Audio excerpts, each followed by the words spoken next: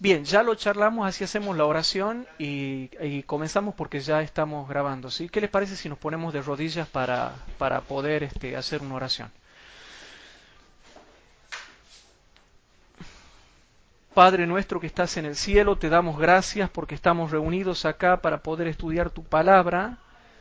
Te pedimos por favor que te quedes con nosotros y que perdones nuestros pecados y que la presencia de tu Santo Espíritu y de tus santos ángeles estén con nosotros. Padre Santo, perdónanos nuestros pecados y bendice a los hermanos que en todas partes del mundo e incluso también acá en Tucumán están siguiendo estas clases para poder entender tu palabra y tus doctrinas bíblicas.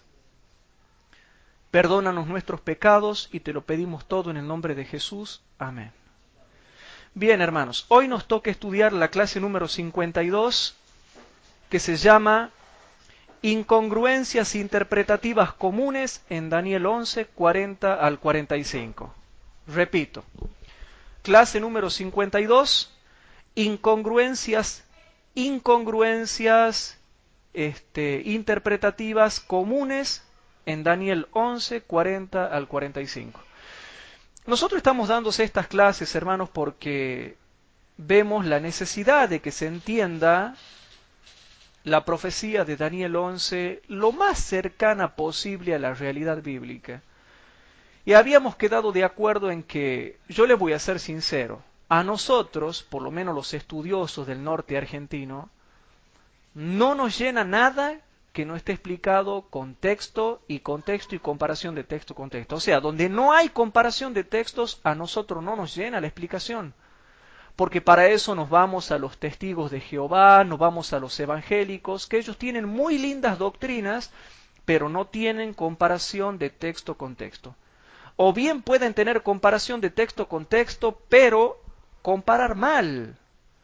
Y es impresionante lo que se está dando en todo el mundo. Me habló por teléfono un hermano donde me dijo de que ya me va a pasar una información de internet, me lo dijo por teléfono, que quiere que la revise, donde analistas internacionales están diciendo de que una tercera guerra mundial se nos viene encima. Y aparte yo estuve revisando por internet donde dicen que estamos pisando ya una tercera guerra mundial, hermanos, en conformidad con lo que dice la Biblia. Y ya van a ver lo que yo les voy a mostrar hoy. Es sencillo el estudio de hoy, hermanos. Es sencillo el estudio de hoy, pero ya van a ver a lo que yo les quiero mostrar. Clase número 52, incongruencias interpretativas comunes en Daniel 11, 40 al 45. Hermanos, se está dando mucho el tema y ya hasta los analistas internacionales están diciendo que hay una tercera guerra mundial. ¿Y cómo va a ser posible, hermanos, que nosotros los adventistas no vamos a saber nada? ¿Cómo puede ser que el mundo está sabiendo? Los analistas internacionales están prediciendo que se viene una tercera guerra mundial y resulta que nosotros, los adventistas, que somos los líderes número uno en Biblia, no vamos a saber nada con respecto a la tercera guerra mundial. Vamos a Daniel capítulo 11, vamos a mostrar algunas incongruencias que se cometen muchas veces cuando se interpretan estos versículos. Sobre todo desde el versículo 40 al 45. Vamos a Daniel 11 en el Antiguo Testamento. Daniel 11, versículo 40 al 45. Hermanos, en el capítulo 11, versículo 40 al 45, hay muchas cosas que los hermanos simbolicistas, espiritualistas, simbolicistas, para ellos es simbólico, espiritual, poético. Hermano, no es ni simbólico, ni espiritual, ni poético. Y vamos a explicar varias cosas que hoy les quiero explicar a ustedes y que por favor presten atención a lo que vamos a ver, porque Dios los ha hecho a ustedes depositarios de esta verdad. Daniel 11, y cómo va culminando Daniel 11, para entrar al capítulo 12, cuando finalice el tiempo de gracia, es de vital importancia que nosotros como adventistas entendamos estas cosas. Hermanos, Daniel capítulo 11, versículo 40 al 45, yo he leído los libros de los hermanos simbolicistas, y los hermanos simbolicistas no pueden explicar estas cosas. Vamos, por ejemplo, al versículo 40. Versículo 40 dice, empero al cabo del tiempo, el rey del mediodía se acorneará con él. O sea, ¿con quién? Con el rey del norte. Y el rey del norte levantará contra él como tempestad, con carros y gente de a caballo y muchos navíos, y entrará por las tierras e inundará y pasará. Hermano, todo esto no es necesario que yo lo vuelva a explicar porque ya está bien explicado en las clases anteriores. Nos hemos cansado de explicar el versículo 40, pero habla, hermanos, que dice que vendrá como tempestad con carros y gente de a caballo y muchos navíos y entrará por las tierras, se inundará y pasará. Entonces, hermanos, yo hago una pregunta. Los hermanos simbolicistas, vos le preguntas, ¿de qué es símbolo la tempestad? Si no es guerra, ¿qué es? Pregúntenle ustedes a los hermanos simbolicistas. Siempre cuando se habla de tempestad es clara la Biblia. ¿Qué es tempestad para la Biblia? Es guerra. Y encima, como si fuera poco, el mismo lineamiento interno del versículo 40 te habla de que es de guerra porque habla de gente con carros, de caballos, navíos, que entran para conquistar por tierras, que inundan y que pasan. Hermano, ¿de qué va a ser símbolo tempestad si es claro que es guerra? Y es más, ni siquiera es necesario ir a la comparación de texto porque el mismo lineamiento interno del texto ya te da la explicación. Ya solito el mismo lineamiento interno del texto te está dando la explicación de que se refiere a guerra. Hermano, los hermanos simbolicistas se van por la tangente, se escapan por la tangente y no quieren reconocer que el versículo 40, el entrar solamente con el versículo 40 ya te da la introducción del tiempo de angustia previo según evento de los últimos días, página 147, ya te da la introducción en el tiempo de angustia previo y no es necesario hacer comparación de texto, porque ya el mismo versículo se explica solo y te da a entender de qué es guerra, porque hay gente de a caballo, navíos, multitud que viene para guerrear.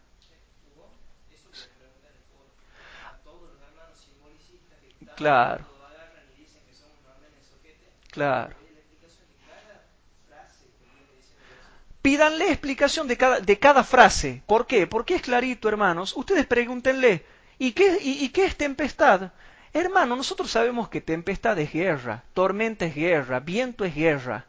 Pero no es necesario ir a la comparación de texto para demostrarlo. ¿Saben por qué? Porque el mismo lineamiento interno del texto ya te lo aclara, para que no sea necesario ni siquiera ir a la comparación de textos. Y sin embargo, nosotros en las clases anteriores hemos ido a la comparación de texto, ¿o no? Hemos ido a la comparación de texto con textos. Por lo tanto, el versículo 40 nos está introduciendo en el tiempo de angustia previo, y te habla de que tempestad sí o sí es guerra, no hay otra manera de interpretar, pero tú le preguntas a un hermano simbolicista y no te sabe explicar. Y si te llega a decir que es guerra, se mete en un tremendo lío porque ya tiene que aceptar el resto del versículo 40 y el contexto hasta el versículo 45. Ustedes pregúntenle, ¿qué es tempestad? Ustedes pregúntenle a los hermanos simbolicistas, ¿y qué es toda esta marina que se ve acá? ¿Qué es la marina de muchos navíos? ¿Qué es la caballería que se menciona acá? ¿Qué son estos caballos? ¿Símbolo de qué son? Pregúntenle, ¿de qué símbolo la marina y la caballería? ¿De qué símbolo? ¿De qué?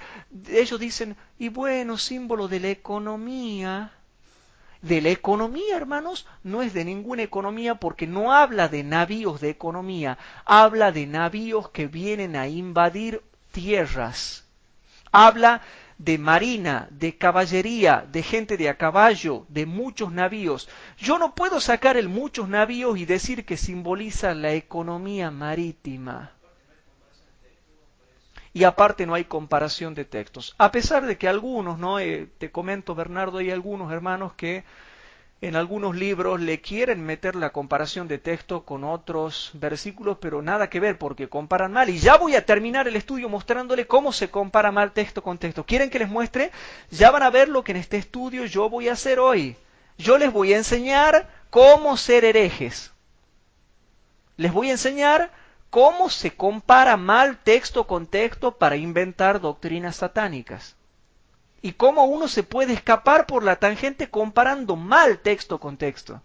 Hermano, el mismo versículo 40 es un golpe mortal para los hermanos simbolicistas, porque tú pregúntale, Y bueno, a ver, ¿de qué símbolo tempestad? ¿Y de qué símbolo carros? ¿Y de qué símbolo gente a caballo? ¿Y de qué símbolo muchos navíos? ¿Y qué simboliza que entrará por las tierras e inundará y pasará? Hermanos, ni siquiera se necesita comparar texto con texto, a pesar de que la hermana tiene razón. Pidamos comparación de texto con texto. Pero como esto es una explicación del ángel, el ángel la hace fácil. A pesar de que nombra términos que nosotros tendríamos que ir a la comparación de texto para ver qué significa, el ángel, al venir explicando, ya en el mismo versículo te dice lo que está significando. Sí, sí. Claro, que es lo que ya hemos explicado en las clases anteriores. Pero no, fíjense algo acá. Acá no podemos decir nosotros que es simbólico. Y si yo quiero decir que los muchos navíos significan la economía marítima, cometo un grave error. ¿Por qué? Porque saco esa frase de todo el lineamiento interno del texto. Y el lineamiento interno del texto no me permite hablar de economía marítima, sino de una invasión por mar y tierra. El versículo 40 habla de una invasión por mar y tierra hacia el Medio Oriente, por el mar Mediterráneo y en tierra por el norte de África. Hermano, está hecho sencillo. Ni siquiera se necesita comparar texto con texto, porque es claro el versículo 40. Los hermanos simbolicistas nunca te van a poder decir qué significa la tempestad, los carros, la gente de a caballo, los muchos navíos, el entrar por las tierras, el inundar y el pasar. Y si ellos dicen que acá se refiere a la economía marítima, a los negocios, a que el rey del norte es el papado, bueno, hagamos de cuenta que es como ellos dicen. Ellos dicen que el rey del norte es el papado, cosa que no es, hermanos. Está bien, digamos que aceptemos, hagamos de cuenta que es como ellos dicen. Entonces, hermanos, ¿en qué momento el papa o el papado o los sacerdotes con los curas y las monjas y los jesuitas se van a poner, hermanos, van a venir en muchos navíos, en caballos y van a entrar por las tierras y van a inundar y van a pasar? No le van a encontrar explicación, hermanos. Los hermanos simbolicistas no pueden explicar, pídanle que le expliquen lo que yo les acabo de enseñar y no van a poder explicar. No, dice que los muchos navíos es la economía marítima. ¿A dónde dice eso?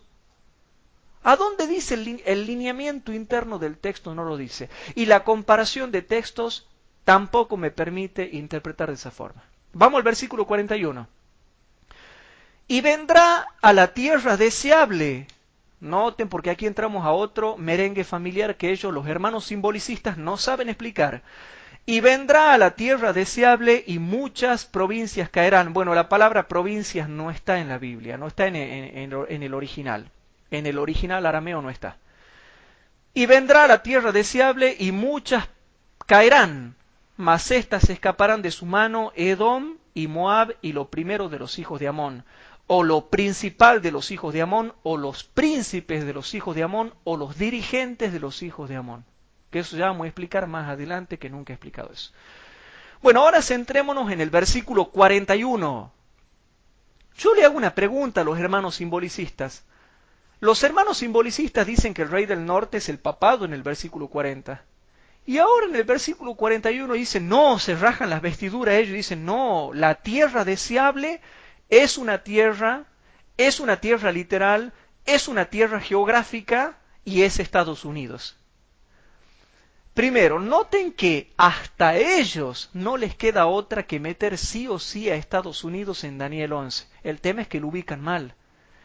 Para ellos, Estados Unidos es la tierra deseable. Para nosotros, Estados Unidos es el rey del norte. O sea que no estamos muy lejos de la interpretación, ¿se dan cuenta? Lo que pasa es que la acomodan mal. Pero ahora noten a lo que quiero llegar. Estamos en el versículo 41. No se me vayan del versículo 41. Vuelvo a leer. Y vendrá a la tierra deseable y muchas provincias caerán, mas éstas escaparán de su mano, Edom y Moab y lo primero de los hijos de Amón. Entonces yo le pregunto, hermanos, a los hermanos simbolicistas, ¿por qué la tierra deseable es una tierra geográfica literal y justo la tierra de Edom, la tierra de Moab y la tierra de Amón ya no. Noten, para ellos la tierra deseable es una tierra, es tierra literal, es tierra geográfica y es tierra de Estados Unidos. Ah, claro, la tierra deseable es literal, pero Edom, Moab y Amón, la tierra de Edom, la tierra de Moab y la tierra de Amón, el país de Edom, porque era país, el país de Moab y el país de Amón, ya no es tierra literal, eso ya es simbólico para ellos. ¿Por qué ese capricho? ¿Por qué ese capricho, hermanos? Si la tierra deseable para ellos es símbolo de una tierra literal, entonces Edom, Moab y Amón tiene que ser, en el peor de los casos, símbolo, pero también de una tierra literal como lo es la tierra deseable. Y ahí es donde ellos no pueden explicar y cometen terribles errores exegéticos y hermenéuticos, porque la hermenéutica y la exégesis también tienen en cuenta el contexto inmediato, anterior y posterior. Ah, claro, qué pícaro, ¿no? Noten qué pícaros. La tierra deseable es literal. ¿Qué es para ellos, para los simbolicistas, Estados Unidos? Ah, no, bueno, pero entonces nosotros le debatimos, yo le hago el debate. Si para vos la tierra deseable es literal, entonces Edom, Moab y Amón también tienen que ser literal. Ah, no, ya ahí ya no me gusta, dicen ellos, es simbólico. ¿Se dan cuenta del capricho hermenéutico? ¿Se dan cuenta del capricho exegético? Ni ellos se pueden explicar. En cambio, para nosotros es bien claro. Sabemos lo que es la tierra deseable, sabemos lo que es la tierra de Edom, sabemos lo que es la tierra de Moab, sabemos lo que es la tierra de Amón. Pero ¿se dan cuenta del capricho hermenéutico? Eso se llama capricho hermenéutico. Ah, claro, la tierra deseable es literal, Estados Unidos. Y Edom, Moab y Amón no, es simbólico. ¿Y de qué es simbólico? Y no sabemos de los sacerdotes, de los cardenales, de los jesuitas, del papa, del púrpura, del escarlata. Para nada, hermanos, para nada. ¿Se dan cuenta del capricho hermenéutico que cometen en el versículo 41? Ah, la tierra deseable es literal, pero Edom, Moab y Amón no. Y yo pregunto, ¿por qué ese capricho hermenéutico? ¿Por qué ese capricho hermenéutico cuando el lineamiento interno del texto y el contexto inmediato anterior y posterior no me permiten que yo interprete de esa manera? En cambio, para nosotros, los hermanos bíblicos que aceptamos la comparación de texto con texto, entendemos que este relato del ángel es literal y que la tierra deseable es literal y es la tierra de Israel y que Edom es la tierra de Edom. ¿Y cuál es la tierra de Edom, hermanos? ¿Cuál es la tierra de Edom? Lo que era la tierra de Edom y el país de Edom en tiempos del profeta Daniel, ¿qué es hoy en día? Arabia Saudita. Y lo que para el tiempo del profeta Daniel era la tierra y el país de Moab y la tierra y el país de Amón, ¿qué son hoy en día, hermanos? Jordania. Jordania, hermanos, Jordania. Y la tierra deseable es la tierra de Israel. Hermanos, queda claro, yo les acabo de enseñar esta noche que hay un capricho hermenéutico en el versículo 41 y que no pueden explicar el versículo 40.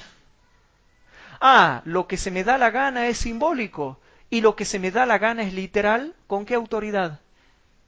¿Con qué autoridad, hermanos? Ah, lo que se me da la gana lo cambio. ¿Y con qué autoridad? ¿Con qué comparación de texto con texto obtengo la llave para llamarle algo literal y algo simbólico? No tienen explicación, hermanos. Hay capricho hermenéutico. Versículo 42 y 43. Noten qué interesante, ¿no? Versículo 42 y 43. De paso, para los hermanos que son de acá de Tucumán, les mandamos saludo y les pedimos por favor que bajen estos temas mientras hay tiempo de estudiar, porque después, hermanos, a todos los adventistas se nos van a desactivar las cuentas de internet. Y ahora es el momento de bajar estos temas y de compartirlos con otros hermanos y de tomar nota y de enseñarle a la gente que no sabe estas cosas. por favor, ustedes tienen que estudiar y comentarle a las otras personas lo que las profecías bíblicas dicen. Vamos al versículo 42 y 43. ¿Quieren que les muestre cómo hay capricho hermenéutico y capricho exegético? ¿Y por qué se da el capricho hermenéutico y el capricho exegético? ¿Por qué? Porque no hay comparación de texto con texto correcta. Y hagamos un repaso. ¿Cuál es la comparación de texto con texto correcta y cuál es la incorrecta? La comparación de texto con texto correcta es la que tiene en cuenta el contexto.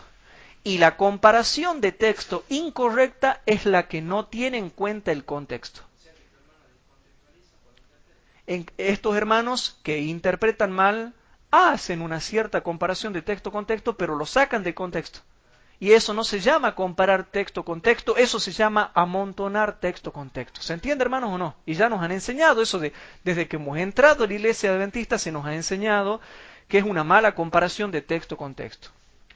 Ahora, les voy a mostrar otro capricho exegético. Para que entiendan, hermanos, no se dejen engañar, por favor, no se dejen engañar. Sigamos con los caprichos exegéticos. Versículo 42 y 43. Dice así, hermanos. Asimismo extenderá su mano a las otras tierras y no escapará el país, noten, país de Egipto, y se apoderará de los tesoros de oro y plata y de todas las cosas preciosas de Egipto, de Libia y de Etiopía, por donde pasará. Entonces yo le hago una pregunta a los hermanos simbolicistas. Para ellos aquí Egipto es simbólico, ¿sabían? Para los hermanos simbolicistas, Egipto es simbólico. Símbolo del ateísmo, símbolo del mundo, símbolo de la rebelión, símbolo de la incredulidad, símbolo del estar en contra de Dios, símbolo de todo. Pero noten, yo les hago una pregunta a los hermanos simbolicistas. ¿Por qué aquí Egipto es simbólico junto con Libia y Etiopía cuando el texto y el contexto no lo especifican por ningún lado? Ahora, vamos por parte, ¿no? Vamos por parte, pero presten atención a las preguntas. ¿Por qué Egipto es simbólico con ellos junto con Libia y Etiopía, pero cuando el texto no lo especifica ni lo aprueba por ningún lado? Una cosita, si no se me va la idea. Y otra cosa, ¿por qué aquí Egipto es símbolo del ateísmo, pero Libia es símbolo de naciones pobres, según ellos, y Etiopía es símbolo de naciones ricas? ¿Cómo? Noten, Egipto para los simbolicistas es símbolo del ateísmo, del mundo, es símbolo del poder civil, es símbolo del Estado, es símbolo de la incredulidad, símbolo de la rebelión contra Dios. Ah, no, pero Libia es símbolo de las naciones pobres y Etiopía es símbolo de las naciones ricas. ¿Por qué Egipto es símbolo de incredulidad, pero Libia es símbolo de naciones pobres y Etiopía símbolo de naciones ricas? ¿Cómo eso? Hermano, ¿con qué se come eso? A ver, repasemos. Egipto es símbolo de ateísmo. ¿Y a dónde está la comparación de texto? No hay. Ah, no, pero Libia sí es símbolo de naciones, pero de naciones pobres. Y Etiopía es símbolo de naciones ricas. Hermano, ¿y dónde está la comparación de textos? Y no, porque sí. Y ellos dicen así, no, lo que pasa es que en ese tiempo Libia era pobre, y Etiopía era muy rica. Muy mal hecho en decir eso, ¿saben por qué? Porque más rica era Babilonia y Medo-Persia. Más rica eran las naciones de los 4 imperios. ¿Por qué me sacan estas 2 naciones? En todo caso, ¿por qué no ponen como más rica la cabeza de oro, que era el imperio neo-babilónico de Nabucodonosor? ¿Por qué me van a sacar justo Libia y Etiopía? Nada que ver, hermanos. ¿Se dan cuenta del capricho hermenéutico, del capricho exegético? Bernardo, ¿qué querías decir?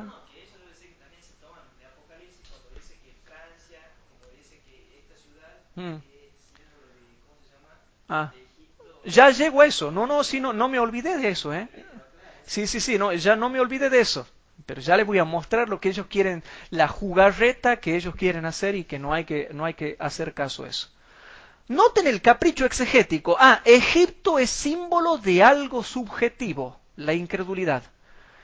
Pero Libia no, Libia sí es símbolo de naciones, pero de varias naciones pobres, de los países tercermundistas. Y Etiopía es símbolo, sí es símbolo de naciones, pero es símbolo de naciones ricas, símbolo de naciones del primer mundo. Y hermano, ¿con qué autoridad? ¿Con qué autoridad? ¿De dónde? ¿Dónde está la comparación de texto para que yo diga que eso es así? ¿De dónde? ¿A dónde? No hay por ningún lado comparación de texto con texto. Y hermanos, hay capricho hermenéutico.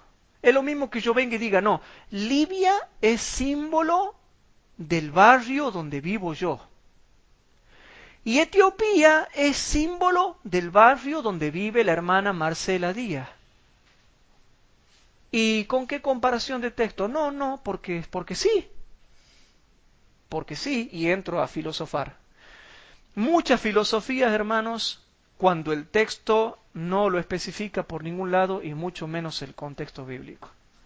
Pero ojo, ¿eh? ¿Se dan cuenta que todo lo que yo les voy mostrando es capricho hermenéutico? ¿Capricho exegético? ¿Qué me vienen a hablar a mí de hermenéutica bíblica, de exégesis? Si yo conozco lo que es hermenéutica y lo que es exégesis, hermanos, y he leído todos esos libros que ustedes ven ahí en la biblioteca, y tengo más todavía. Y hermanos, toda exégesis y toda hermenéutica hay algo que no le erra. Toda exégesis y toda hermenéutica tiene en cuenta el contexto, algo que estos hermanos no hacen.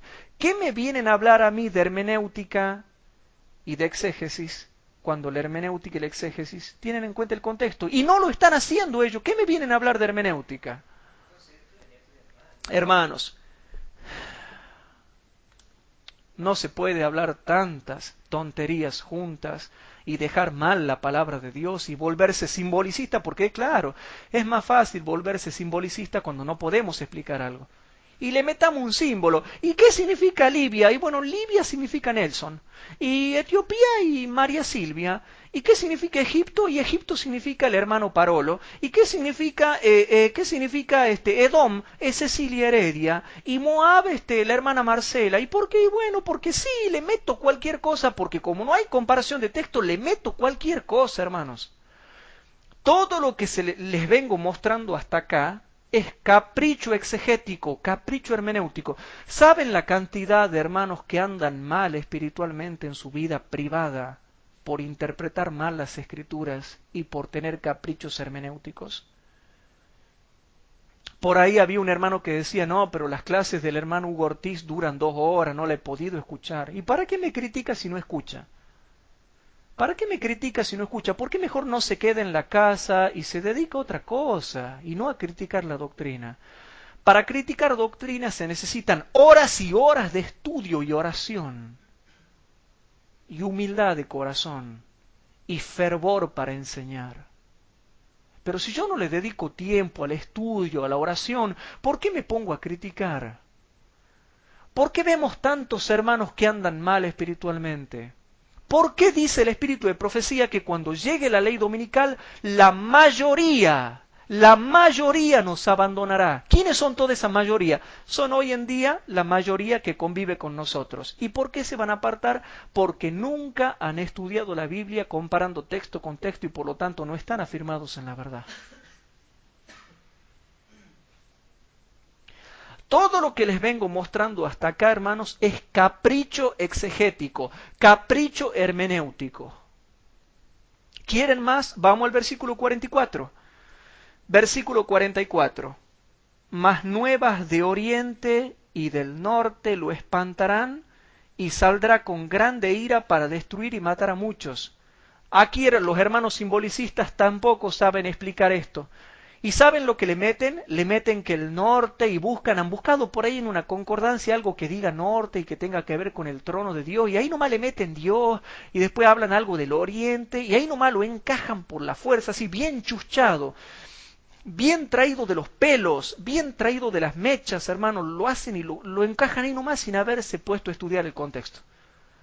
Hermano, aquí el oriente y el norte tiene que ver con una situación geográfica en el planeta Tierra y hay que ver qué potencia aparte de Estados Unidos está en el norte y qué potencia aparte de Estados Unidos está en el oriente y punto. En el norte está Rusia y en el oriente está China, hermanos. Y punto, se terminó. Pero ustedes pregúntenle y van a ver que entran a hacer una comparación de texto que no tiene nada que ver con lo que viene hablando en Daniel 11. Y terminan hablando del trono de Dios y terminan metiendo que es la venida de Cristo o la lluvia tardía y resulta que no hay comparación de texto, hermanos. Pero momentito, ¿no? Estamos en el versículo 44, no se me vayan del versículo 44. Mas nuevas de oriente y del norte lo espantarán y saldrá con grande ira para destruir y matar a muchos. Entonces, si tenemos que ser simbólicos, simbolicistas, como ellos quieren que nosotros seamos simbolicistas, entonces, ¿por qué toman el matar en forma literal y no en forma simbólica, como por ejemplo muerte espiritual?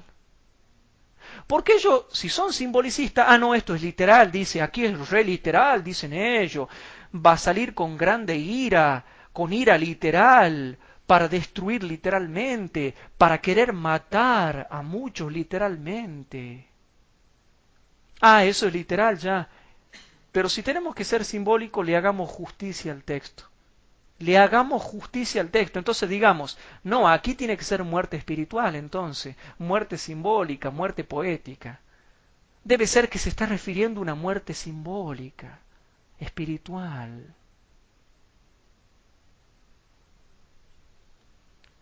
No, hermanos, no. Entonces para mí, ¿qué es muerte espiritual? Si tengo que ser simbolicista, aquí me está hablando de una muerte espiritual. Espiritualmente querrá matar al mundo con sus doctrinas. Cuando Maranata, páginas 194, 195, 196, 197, 198, 199 y hasta las 200 y 201 más o menos, habla de muertos cristianos que en el tiempo del fin serán mártires. Literal. Entonces, no saben explicar ello. Entonces, ustedes díganle, entonces acá esto es muerte simbólica, muerte espiritual. No, dicen es literal. Claro, lo que me conviene es literal y lo que no me conviene, no. ¿Se dan cuenta, hermano, el capricho exegético y el capricho hermenéutico? Y para los hermanos que van a dar estudios bíblicos, o para los hermanos que están recibiendo estudios bíblicos, cuidado con el capricho hermenéutico, cuidado con el capricho exegético. No acepten nada. No enseñen nada con capricho exegético y no acepten nada con capricho exegético. Yo les acabo de mostrar todo el capricho que hay en la interpretación simbolicista de estos hermanos, que dicen que el rey del norte es el papado o que es Dios. Fíjense el versículo 45. Vamos al versículo 45. Y plantará las tiendas de su palacio entre los mares, en el monte deseable del santuario, y vendrá hasta su fin y no tendrá quien le ayude. ¿Saben lo que dicen los hermanos simbolicistas? Bueno, hago la pregunta primeramente. Noten que ahora entramos al versículo 45, ¿no? Estamos entrando al versículo 45. Entonces aquí hay una pregunta, hermanos. ¿Por qué dicen que el monte deseable del santuario es el monte de Sión que está en el cielo, sacándolo del contexto de Medio Oriente? ¿Saben lo que dicen los hermanos simbolicistas? Que el monte deseable del santuario es el monte de Sión que está en el cielo. Así dicen ellos. Entonces yo le hago una pregunta. Volvamos a leer el versículo 45. Y plantará las tiendas de su palacio, ¿quién? El papado, según ellos. El papado, según ellos, según los hermanos simbolicistas. Plantará las tiendas de su palacio entre los mares. ¿Y qué son los mares? Bueno, dirán ellos, los mares son las gentes. Pero en el monte deseable del santuario, en el monte de Sión que está en el cielo. O sea que el papado va a poner su ley dominical, su dominio, su doctrina satánica en el monte de Sión que está en el cielo. ¿Se dan cuenta de la tontera y del capricho hermenéutico, hermanos? ¿Se dan cuenta de la tontera y del capricho hermenéutico que hay? ¿Cómo el papado, hermanos, va a meter su ley dominical, su influencia, su persecución, sus doctrinas satánicas, sus mandatos, sus leyes, ¿qué? ¿En el monte que está en el cielo? ¿A dónde, hermanos? ¿A dónde se da eso? Abel, ¿cómo estás? Bienvenido. Hermanos queridos, ¿a dónde se da eso? ¿Por qué ese capricho? ¿Dónde se ha visto que el papado va a ir a meter su influencia allá en el cielo? ¿A dónde se da eso, hermanos?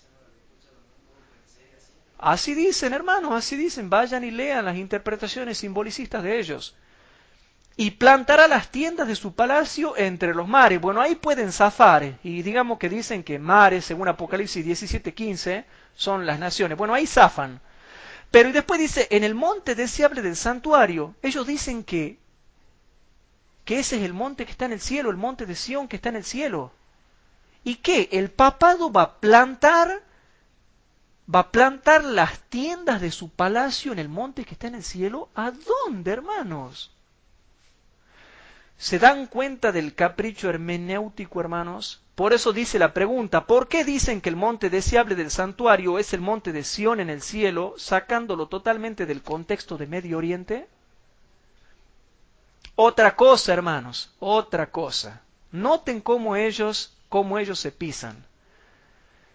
Si fuese simbólico, hermanos, si fuese todo simbólico, digamos que es simbólico como ellos dicen. Hagamos de cuenta que es simbólico como dicen los hermanos simbolicistas. Entonces digamos, bueno, el monte deseable del santuario es el monte que está en el cielo. Entonces la tierra deseable también tendría que ser simbólica y tendría que ser el paraíso del Edén.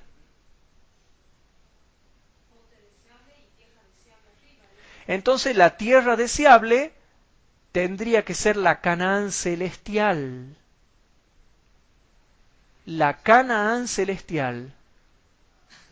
Hay que respetar entonces el simbolicismo y tendría que ser la Canaán celestial. Y peor se le complica, hermanos. Peor se le complica. Entonces la tierra deseable debiera ser la Canaán celestial y no Estados Unidos, hermanos. No Estados Unidos. ¿Se dan cuenta de todos los caprichos hermenéuticos que hay en la interpretación cuando la entramos a desglosar en profundidad?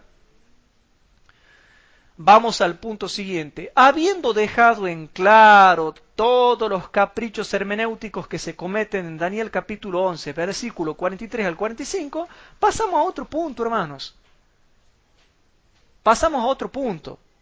Abel, ¿se escucha desde ahí o no? Bien, bien ahí, bien. Bueno, chicos, vamos a Daniel capítulo 12, versículo 1 al 4. Y les quiero mostrar algo interesante, hermanos.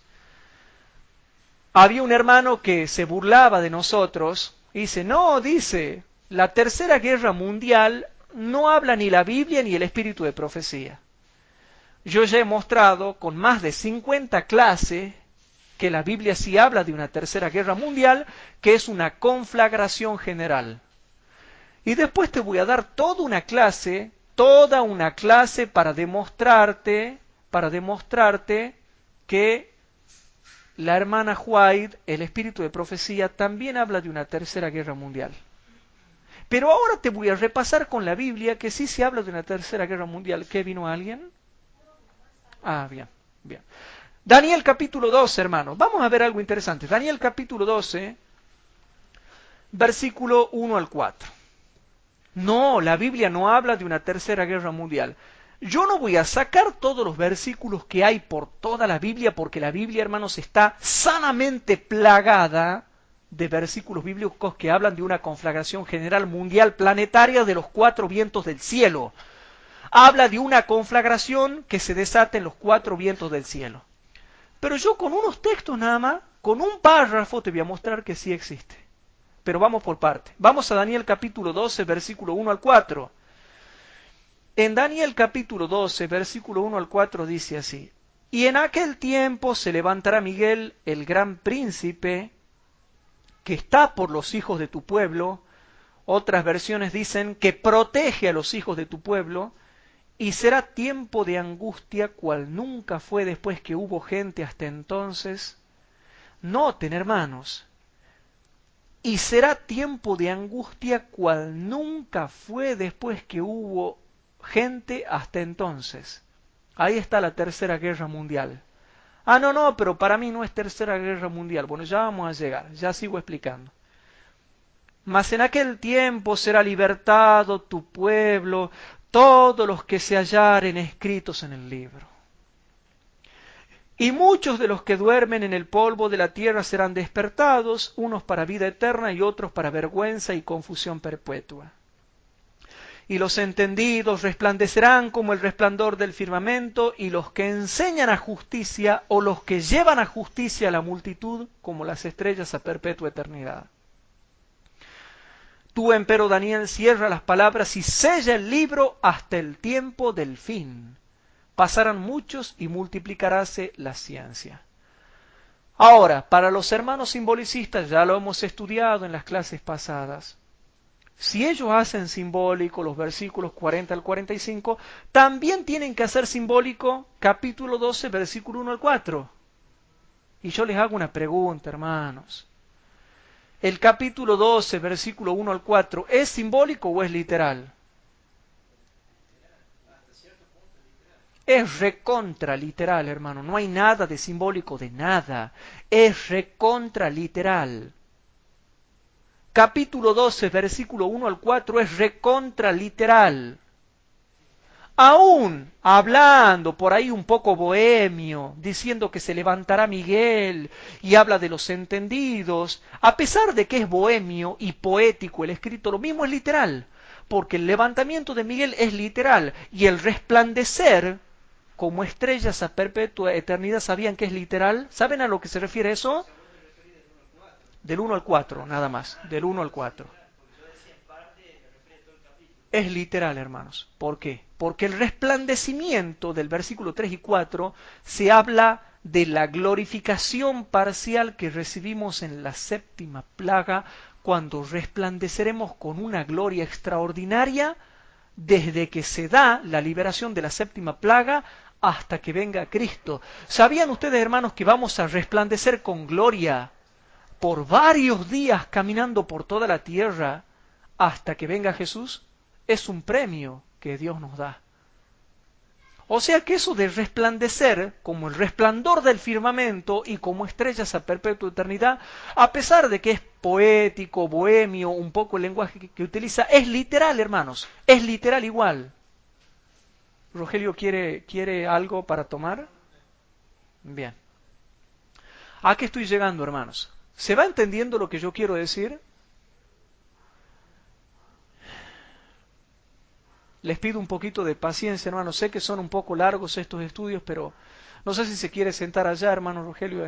¿Está bien? Bueno. Hermanos queridos, esto es literal. Todo lo que se dice, el tiempo de angustia del cual se habla acá, también es literal, hermanos. También es literal. Daniel capítulo 12, versículo 1 al 4, me está hablando del fin del tiempo de gracia, del año en que caen las plagas, de la séptima plaga, que es cuando comienza la liberación, hasta la segunda venida de Cristo, hermanos. Todo eso habla Daniel capítulo 12, versículo 1 al 4. Pero yo me quiero detener en el versículo 1. Noten lo que dice el versículo 1. Y en aquel tiempo se levantará Miguel, el gran príncipe que está por los hijos de tu pueblo. Y noten, hermanos, y será tiempo de angustia cual nunca fue después que hubo gente hasta entonces. Ese es el año en que caen las plagas. El día profético, año en que caen las plagas. Y en aquel tiempo, o sea, en la séptima plaga, cuando ya vaya finalizando el año en que caen las plagas, o sea, en la séptima plaga, en aquel tiempo será libertado tu pueblo. ¿Por qué? Porque ¿cuándo es libertado el pueblo de Dios? En la séptima plaga. Todos los que se hallaren escritos en el libro. Bueno, pero a mí me llama la atención esta frase. Y será tiempo de angustia cual nunca fue después que hubo gente hasta entonces. Ustedes ya hemos estudiado y próximamente voy a dar lo que es el fin del tiempo de gracia, hermanos. El año en que caen las plagas, me habían preguntado la clase pasada, ¿dónde dice eso? Eso me habían preguntado la clase pasada. ¿Y la hermana Cecilia? Ah, no la veía. No la veía, disculpa. Ya estoy viejo, disculpa. No la veía. Bien, me habían preguntado la clase pasada, ¿a dónde está la Tercera Guerra Mundial? ¿A dónde dice el año de las plagas? ¿A dónde dice día, año, día? ¿A dónde? Bueno, ahora le voy a mostrar que las plagas caen en un año, día profético, y te voy a mostrar que en ese año, previo a la segunda venida de Cristo, hay una terrible conflagración en todo el mundo. Y si ya no tienes discernimiento para discernir eso, es porque ya, hermanos, tienes que dedicarte a otra cosa. Y no al estudio de la Biblia. No sé si me explico, hermanos. Ya no sé. Bueno, vamos a Isaías capítulo 34. Y vamos a repasar. Todo lo que estamos presentando es fundamento bíblico, hermanos. Isaías capítulo 34. Para mí la Biblia es clara. Y escrito está, hermanos. Escrito está. En Isaías capítulo 34, versículo 8 al 10. Noten lo que va a pasar antes de que venga Jesús por segunda vez. Pero noten bien. Y les digo una sola vez y se lo digo claro, hermanos. Isaías capítulo 34, versículo 8 al 10. Porque es día de venganza de Jehová. Pero, ¿qué día será, hermanos? Ah, es el día de la venida de Cristo. No, porque sigue hablando.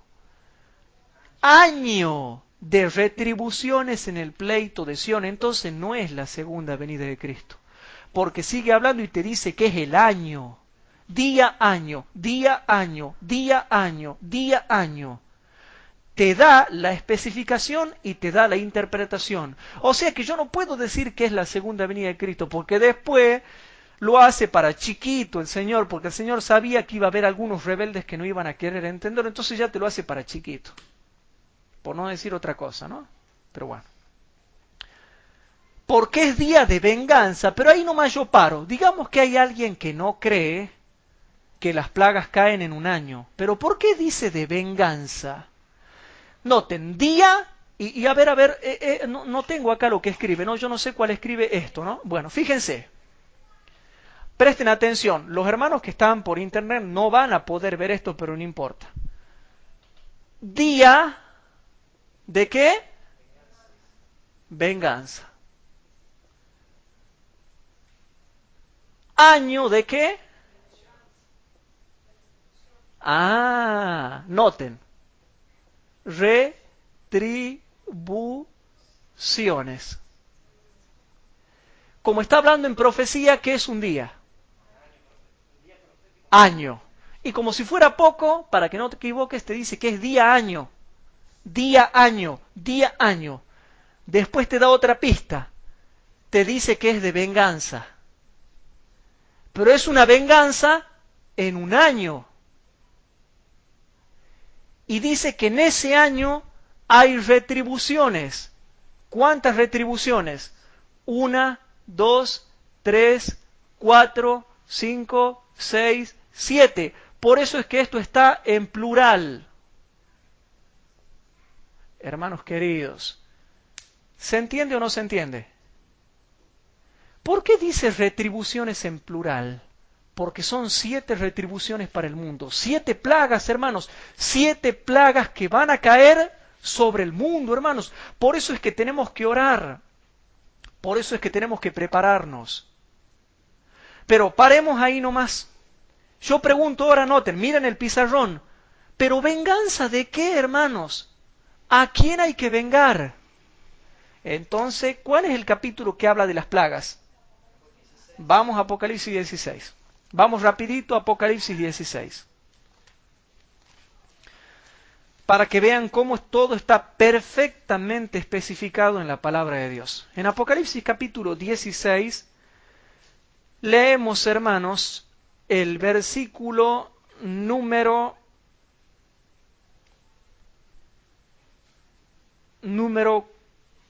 5,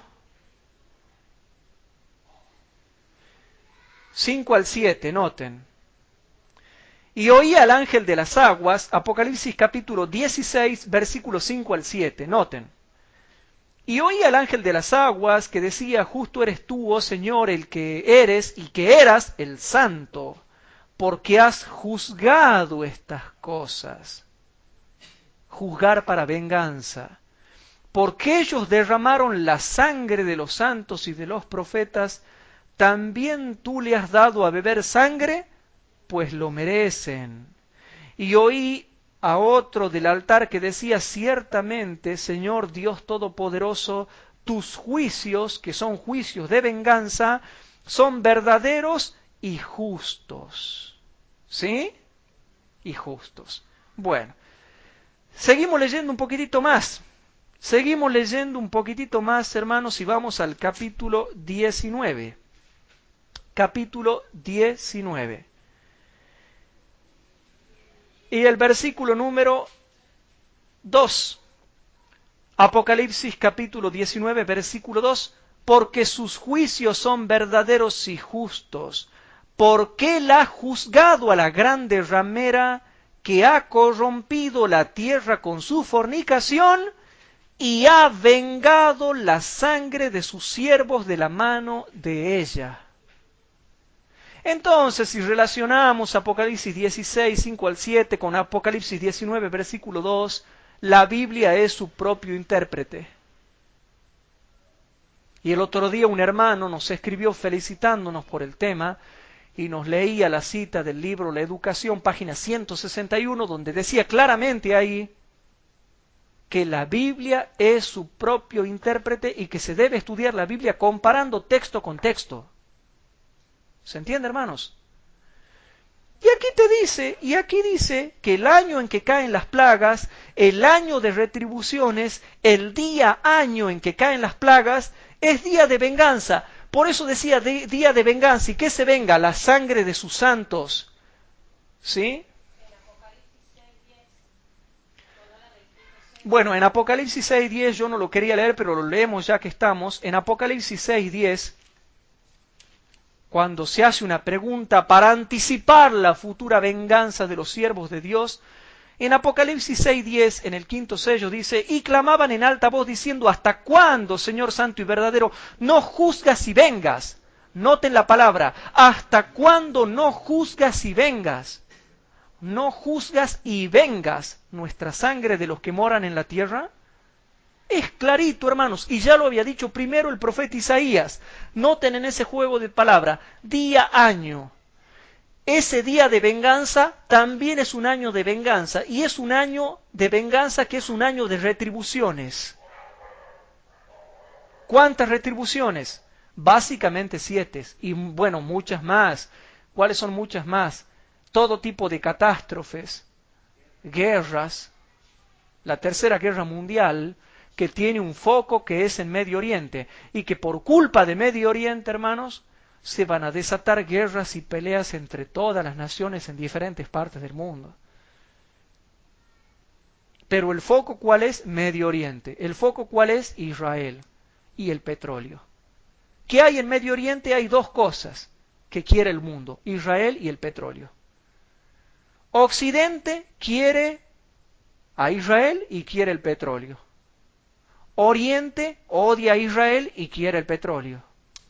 ¿Qué hacemos, hermano? ¿Cuál es el factor común? Israel. No sé si me explico. Bueno. Hermano, más claro imposible. Ahora dejo en claro que el año en que caen las plagas es día de juicio y venganza. Juicio y venganza. Juicio y venganza. Juicio y venganza. ¿O no, hermanos? Ahora vamos a Isaías 34 porque no he terminado de explicar Isaías 34. Vamos a Isaías 34. En Isaías capítulo 34 dice lo siguiente. En Isaías capítulo 34 muchos no entienden, hermanos, porque para estas cosas se necesita discernimiento espiritual y no quieren entender. Dice el versículo 8, porque es día de venganza de Jehová, año de retribuciones en el pleito de Sión. Y noten el versículo 9, y sus arroyos se tornarán en pez, y su polvo en azufre, y su tierra en pez ardiente. Ahí ya está hablando de la venida de Cristo. Después de las plagas, ¿qué viene ya? El fuego de la venida de Cristo. Y versículo 10, no se apagará de noche ni de día, perpetuamente subirá su humo, de generación en generación será asolada y nunca más pasará nadie por ella, hablando de la Babilonia, tanto literal del tiempo de Isaías, pero haciendo una proyección también a la Babilonia espiritual, todo lo que es Babilonia la grande en el tiempo del fin, que es la madre con las hijas. O sea que te habla del año en que caen las plagas y ya te habla del día de fuego. Y el día de fuego te dice, segunda de Pedro, que es el día de la venida de Cristo, ¿o no? O sea que en el versículo 8 te habla del año en que caen las plagas y el versículo 9 y 10 ya te habla de la venida de Cristo. Pero ahora que yo te hablé del versículo 8 y te dejé bien en claro que es el día de las plagas, el año, día profético año de las plagas, yo te pregunto, aparte de que en ese año caen las 7 plagas, que son las retribuciones, ¿qué otras retribuciones hay sobre el planeta Tierra? ¿Y que nos tenemos que ir a otro libro o será que lo dice el mismo capítulo 34? Agárrense bien de la silla, hermanos, porque vamos a leer el versículo 1 al 4. Isaías capítulo 34, versículo 1 al 4. ¿Qué pasará en ese año de retribuciones en el pleito de Sión? Repito, ¿qué pasará en ese año de retribuciones en el pleito de Sión? Gentes, dice el versículo 1, allegaos a oír y escuchad pueblos. O sea que esta profecía es para todo el mundo, hermanos. Oiga la tierra y lo que la hinche, el mundo y todo lo que él produce. ¿Esta profecía para quién es? Para el mundo, hermanos. Para las naciones, para las gentes, para los pueblos y para todo lo que hinche el mundo. Ya con eso te mató. El versículo 1 te mató. O sea que no era una profecía local para ese tiempo. Porque algunos quieren agarrar esa verborragia de querer, no, que profecía clásica, que profecía objetiva, que profecía local, que no local, y hacen toda una verborragia para demostrar solamente que no saben nada de Biblia. El versículo 1 te mató porque dice que es para todo el mundo. Ahora noten lo que dice el versículo 2. Porque Jehová está airado sobre todas las gentes menos los argentinos, y los sirios, y los venezolanos, y los ecuatorianos. ¿Así dice? A ver. Yo, disculpen que los canse, hermanos, pero a veces los leemos rápido estos versículos y no nos entra en la cabeza. El versículo 1 ya te ha fulminado. Ya te ha fulminado, ya te mató, ya te dice que es para todo el mundo, ¿o no? Ahora te pasa a decir que Dios está enojado con todas las naciones. Y yo le hago una pregunta, ¿está airado o no está airado Dios con todas las naciones? ¿Por qué? Porque transgreden su ley. Bueno, porque Jehová está airado sobre todas las gentes, no hay ninguna nación sobre la cual no esté airado. Ay, no, pero decía el otro día un dirigente, no, la ira de Dios no. Dijo un dirigente y se armó un problema en la iglesia de Villalén porque dijo un dirigente que Dios no castiga y que los juicios de Dios no existen.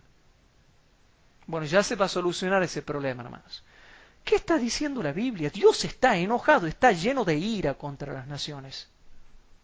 ¿O no? Y si no, que alguien me rebata. Y es más, no tan solamente está con ira, está irritado. Irritado sobre todo el ejército de ellas. Y noten lo que va a hacer Dios. Antes de que venga Jesús, destruirálas y entregarálas al matadero. Esto, hermano, no está refiriéndose a la venida de Cristo, porque cuando venga Cristo, hermanos, no las entrega al matadero, sino que las quema con su gloria. O sea que esto no se está refiriendo a la venida de Cristo, sino a un tiempo antes de la venida de Cristo, o sea, al año en que caen las plagas. Y noten, destruirálas y entregarálas para que se maten unas a otras. Eso es lo que está queriendo decir. Y noten lo que dice el versículo 3. Y los muertos de ellas serán arrojados, y de sus cadáveres se levantará hedor, y los montes se desleirán por la sangre de ellos, y todo el ejército, y noten, y ahora viene el versículo, y recién viene este versículo, y todo el ejército de los cielos se corromperá, y se plegarán los cielos como un libro. ¿Cómo? Vamos rapidito a Apocalipsis capítulo 6. Rapidito, chicos. Apocalipsis capítulo 6.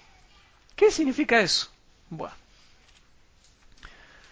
En Apocalipsis capítulo 6 dice el versículo número 14. Y aquí está la venida de Cristo, hermanos. En Apocalipsis capítulo 6, versículo 14. Y dice lo siguiente, presten atención. Y el cielo se apartó como un libro que es envuelto, y todo monte y las islas fueron movidas de sus lugares. Aquí es cuando se abre el cielo, se plegan los cielos como un libro, como un rollo, como un libro, como un pergamino. Ahora volvamos a Isaías capítulo 34, versículo número 4. Y dice el versículo 4, hermanos, noten.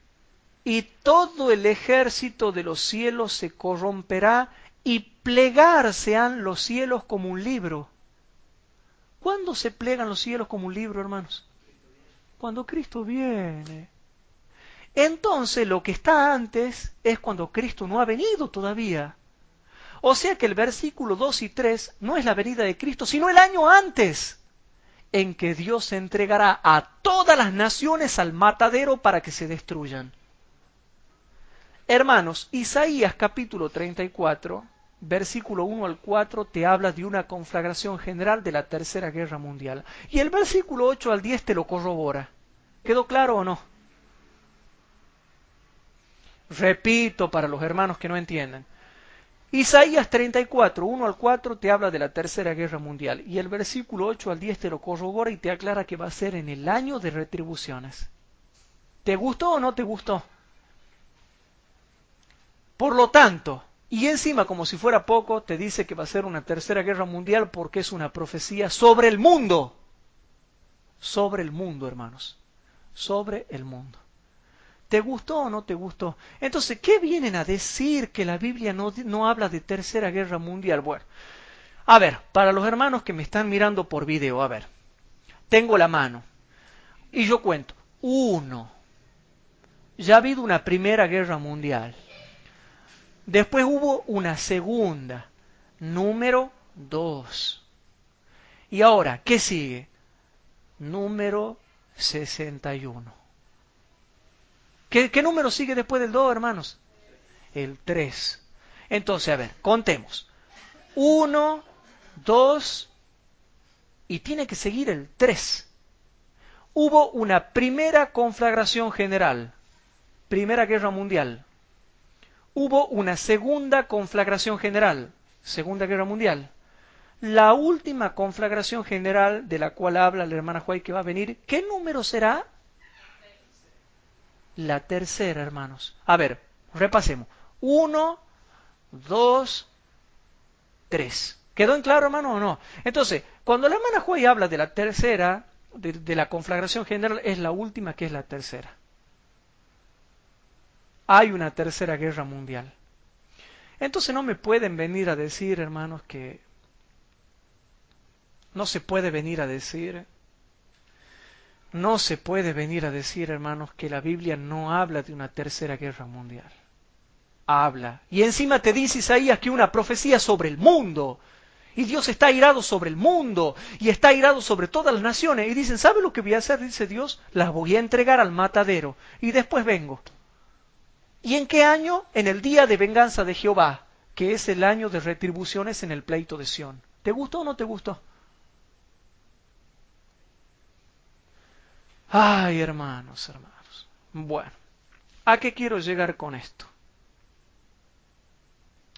Yo quería enseñar muchas otras cosas más, hermanos, pero el tiempo no da. No da el tiempo, así que yo voy a tener que cortar, pero sí voy a explicar unas cositas más, hermano. Quiero explicar una cosa más. Noten esa mala comparación de textos que hacen ellos. Dicen, no, dice, Egipto es simbólico, dice. Porque mira, dice, yo te muestro que Egipto es simbólico, dicen. Y vamos a Apocalipsis capítulo 11, versículo 3, 7 y 8. Entonces ellos sacan Apocalipsis capítulo 11, versículo 3, 7 y 8, creyendo que están haciendo una correcta comparación de textos. Entonces vamos a Apocalipsis capítulo 11, versículo 3, 7 y 8. Ustedes ya conocen todo Apocalipsis capítulo 11, que es la profecía de los dos testigos, que es la profecía de la Biblia, del Antiguo y el Nuevo Testamento, cómo fueron muertos durante la Revolución Francesa. ¿Se entiende, hermanos? Bueno.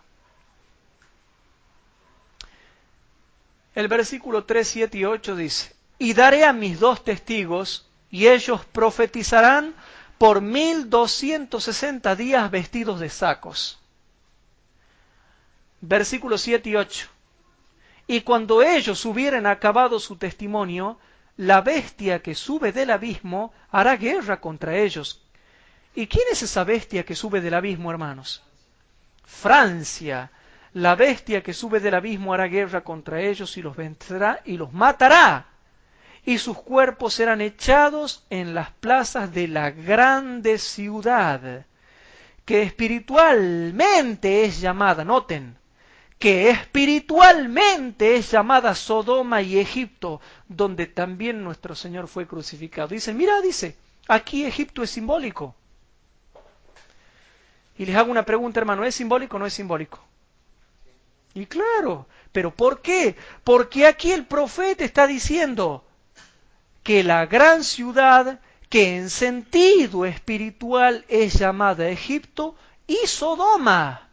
Entonces, no pueden decir ellos que en Daniel capítulo 11, versículo 42 y 43, Egipto es simbólico, porque en Apocalipsis capítulo 11, versículo 3, 7 y 8 dice que es simbólico. ¿Por qué? Porque en Apocalipsis 11 sí es simbólico, porque lo aclara el contexto, pero en Daniel capítulo 11 no lo dice el contexto. Una cosita, si no se me va la idea. En Apocalipsis capítulo 11 sí es simbólico porque el contexto lo explica claramente. Pero en Daniel capítulo 11 por ningún lado dice que Egipto sea simbólico. Y aparte, hermanos, si yo tengo que decir que Egipto es simbólico, ¿cómo explico lo de Sodoma? Porque me dice, espiritualmente es llamado Egipto y Sodoma. Algo que es espiritualmente Egipto y Sodoma. Pero en Daniel 11 me habla solamente de Egipto. No de Egipto y Sodoma, repito, no de Egipto y Sodoma. Me habla solamente de Egipto. Entonces yo no puedo decir que espiritualmente Egipto en Daniel capítulo 11 es espiritual y es simbólico, porque tendría que hablar de Egipto y Sodoma. Sí. No sé si yo estoy equivocada. Acá dice que sus cuerpos serán echados en las plazas de la grande ciudad. Sí. Espiritualmente, la grande ciudad es llamada Sodoma y Egipto. No importa, es todo lo mismo. La bestia que sube de lo mismo, la grande ciudad se refiere, y la hermana Juárez lo explica en el conflicto de los siglos, es Francia, dice. Todo esto tiene que ver con la nación que hizo guerra a la Biblia. Pero la grande ciudad es llamada Sodoma y Egipto. Claro. En cambio, Daniel 11 te habla de Egipto. Ah, muy bien, muy bien. Por ejemplo, en capítulo 11 de Apocalipsis, hermano, muy bien la observación que hace la hermana, es así, es así. En el capítulo 11 te explica y te dice, la grande ciudad que en sentido espiritual es llamada Sodoma y Egipto, o Egipto y Sodoma. Pero te dice, la grande ciudad que en sentido espiritual es llamada Egipto y Sodoma, o Sodoma y Egipto. Pero en Daniel capítulo 11 no te dice que algo se llame Sodoma y Egipto. ¿Se entiende, hermanos? Y encima, muy bien, como dice el hermano, como si fuera poco, Daniel capítulo 11 te dice que Egipto es un país. Claramente te dice que es un país. El contexto de Daniel 11 te dice que Egipto es un país. Y el contexto de Apocalipsis 11 te dice que la grande ciudad espiritualmente, simbólicamente es Egipto y Sodoma. Entonces, hermano, muy mal hecho la comparación de textos.